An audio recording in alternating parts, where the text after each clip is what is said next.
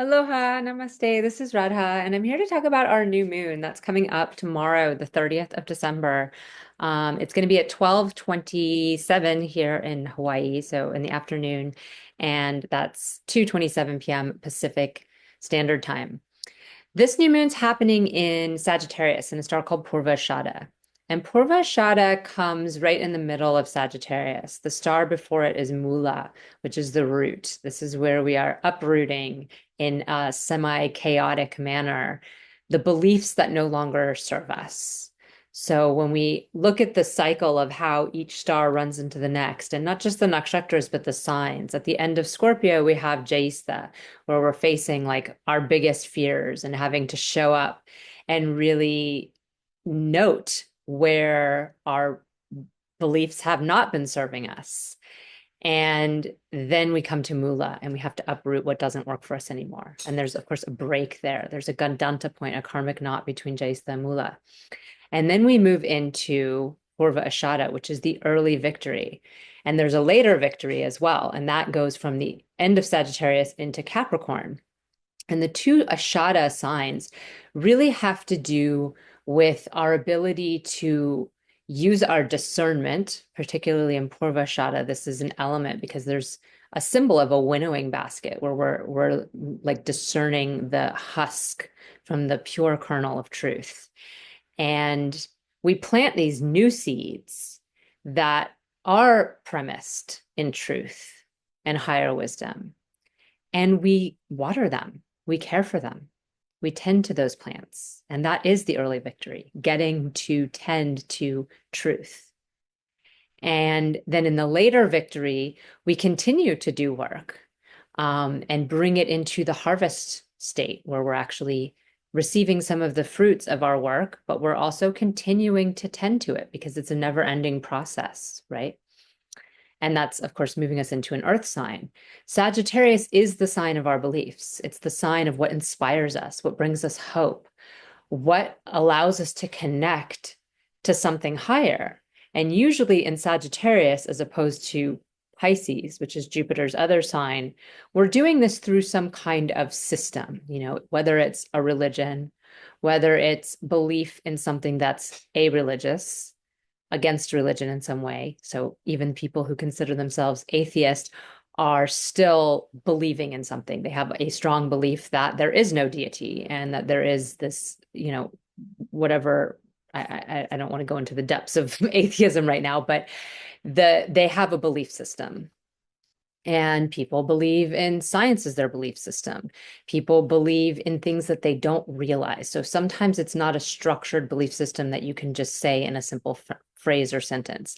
They have beliefs about their relationships, right? Often we operate from beliefs that are so deeply rooted within us, we don't actually even know what they are. So we might subscribe to outside belief systems that are easy to say, and are kind of a group of some sort. And then we might have beliefs that are more torn apart and individualized and have to do with different traumas we've experienced or different, beautiful experiences we've had, things that led us to believe this is true and this is not true.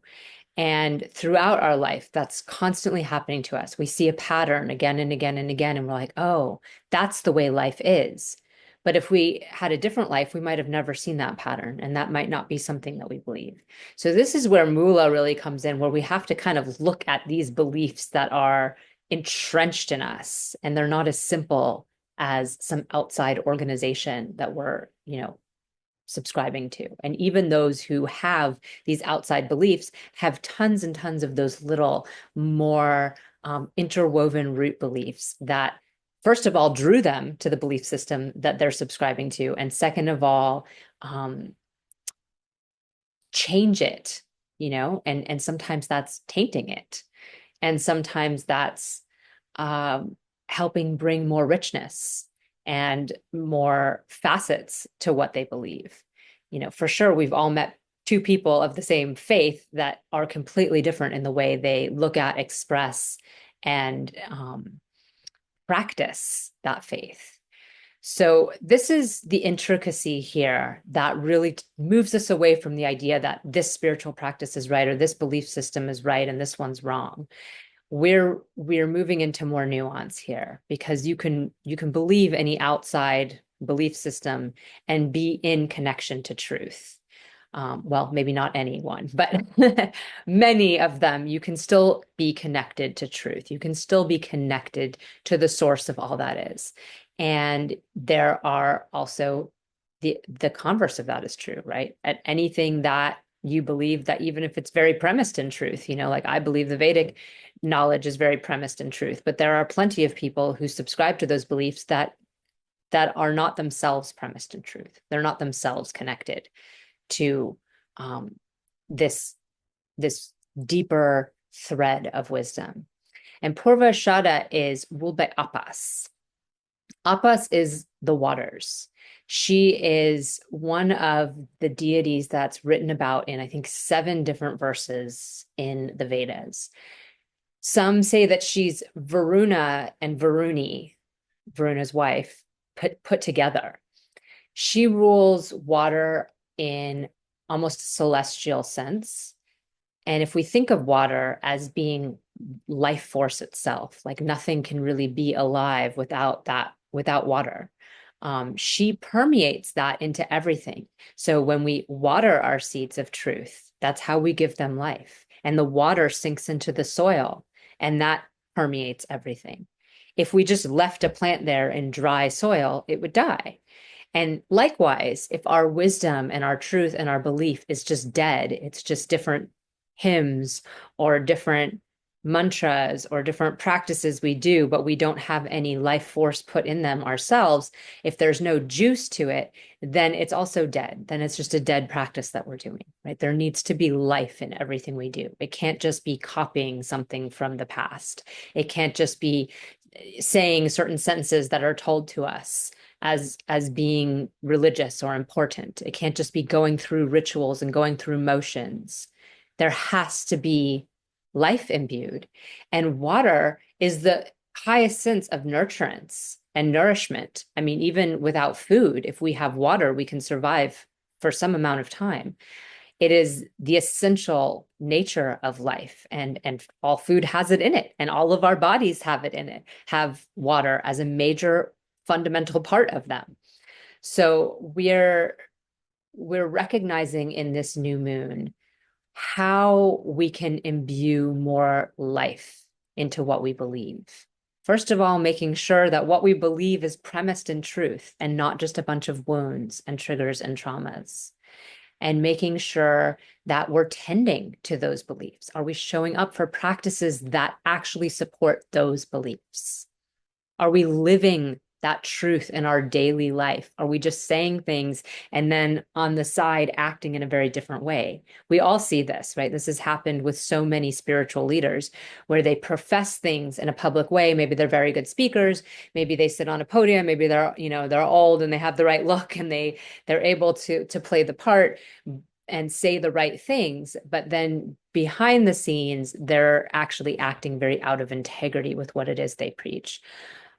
So this is something we each need to look at within ourselves, whether we're, figures or whether we're just regular people living our life, whether you're a parent, this is a big thing. Our children are our teachers. They constantly reflect back to us the ways in which we're not living in integrity. We said something, but it's not what we're doing. We've done this thing and actually we said something different yesterday. Our kids are constantly calling us out and keeping us in integrity and keeping us in our truth. Do we just say, it's like that because I said it was, it's like that because it's in the Bible. It's like that because this is what I was told from this teacher. Or do we look deeper and see why we believe what we believe so we can actually stand on some solid ground? I'm going to bring up the screen. I'm not going to talk too much longer. Don't worry. Sometimes when I bring up the screen, it just begins, but I just want to show us where we're at here, right in the middle. Each sign is 30 degrees. So we're right here in the middle of 15 in Purva Ashada with our sun and moon together. And we've had a lot of other things running around in our sky, and I'm not going to talk about all of them right now, but the ruler is retrograde still in Taurus. So a lot of the beliefs we've been reckoning with since last May, like the end of last May is when Jupiter moved into Taurus, have had to do with our beliefs in expansion and growth in the material realm. This means money, food, pleasure. We want comfort. And it's a inimical energy to Jupiter, the sign of Taurus. Jupiter and Venus, the ruler of Taurus, are not friendly. And we see how there's odds there. It might have caused problems to our health. Maybe we ate too much food and our retrograde cycle is making us look at that. Maybe we've focused too much on money growth. And now we're experiencing debt because we had too heavy expenditures, thinking we were working towards, being rich or something. But in fact, we are now incurring debt. Maybe we've focused too much on pleasure and now we're experiencing physical hardship because of that, some kind of, also like a bodily health issue. Or inimical issues, maybe other people don't like us because we've been seeking our own, growth and wealth and pleasure and things. And we've caused arguments and problems with people. Whatever the issues are that we've had while Jupiter's been in Taurus, and no matter what Jupiter rules for you, like even for a Virgo person where Jupiter is the 4th and 7th lord in the 9th, which would be a blessed Raja Yoga in many ways, it's still not in good dignity. And Jupiter's still a challenging planet for Virgo people. So we see that it's not bringing quite the level of blessings that we would hope because of that. It's bringing growth and expansion, but not necessarily with the same level of spiritual acumen that we would hope for with it being in the 9th lord, Jupiter in the 9th being such a high blessing. So this is something that we're really looking at here as we enter into the new year, because we have a lot of shifts and changes coming up. And if you haven't seen my forecast for 2025 yet, it's up on YouTube. So you can see that tomorrow. If you're in my Cosmically Aligned group on Patreon, we're going to break it down for all the signs. We're going to look at these 7 transits for the signs and see how each individual is really faring in this 2025 climate. And this new moon that's setting us off, which is incidentally going to be happening, while we're in this conversation together in Sangha, it's an opportunity for us to set out on a new foot in this new year. And I'm not a big proponent of the calendar new year. It's not the most effective date to start new things. January 1st, it's in the dead of winter. It's, most people actually go out and party the night before. So they wake up on the 1st and they're not necessarily feeling their best. It's, a random day. It doesn't usually correlate to the moon cycles, but in this case, it correlates fairly closely to a new moon cycle, just a couple days off. So we see that we're going to be on that next step, that next phase of that new cycle when the new year begins, when this 2025 year begins. And there's a lot of retrograde action and a lot of places of confusion and tension and accumulation of planets happening in the early part of the year, in the first half of the year. In fact, most of the excitement happens in the first half of the year. So it's a really good time to get rooted to your beliefs and what's true, and to allow yourself to start really practicing what you preach, because it's going to be very easy to get lost. It's going to be very easy to get lost in the shuffle. And even as Jupiter moves, he's moving into Gemini. He's not moving into a place of great wisdom either. He's moving into a place where we can get very caught up in the facts and information and lose sight of that higher truth. And the higher truth, it's not just up here. It's rooted down here. And that's really what these stars show us, what Purva Ashada shows us. More than any of them, actually, Purva Ashada shows this, how it's actually rooted down deep. Right? It's like we're a plant ourselves. We're a tree. And when you meditate, perhaps you root yourself through that Muladhara, through that root chakra into the earth, right? You connect yourself to all that is, and it goes all the way up to all that is up here. So we have this capacity to be very grounded at the same time as reaching for what's very high.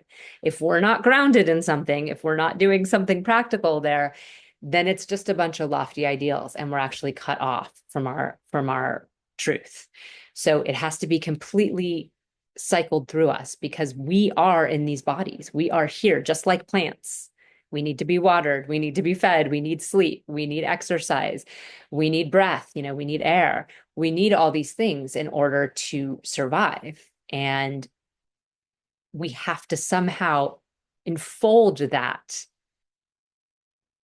into our spiritual reality. Our physical needs and our physical body are part of our spiritual path. And if we're not doing anything to connect those two things, then we're lost. And we just have a bunch of beliefs that aren't full of life force and aren't flowing like Apahs. So I wish you a blessed new year and a blessed new moon in Purva Ashada. And if you would like to join Cosmically Aligned, there will be a page right after this. And also in the description, there's a link. You can go to patreon.com, Radha Home Astrology, and sign up for Cosmically Aligned and join us tomorrow for our 2025 forecast for all signs. Namaste. Happy New Year.